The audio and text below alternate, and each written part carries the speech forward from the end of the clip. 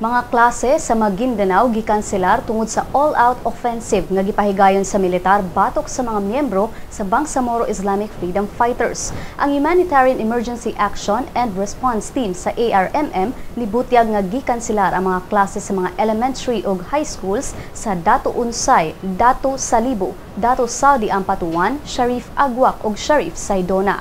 Sa kinatibukan, adunay kapin sa 17,000 ka mga tinunan ang naapektuhan sa pagkanselar sa mga klase. Ang grupo mitala sa di mo minus kapin sa 54,000 ka mga internally displaced persons o mga bakwit nga apektado sa opensiba.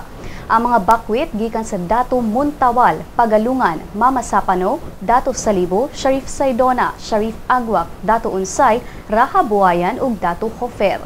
Kahinumdumang niadtong Pebrero 25 sa AFP Chief of Staff General Gregorio Katapang ning mando sa Western Mindanao Command nga makig-koordinar sa PNP alang sa all-out offensive batok BIFF.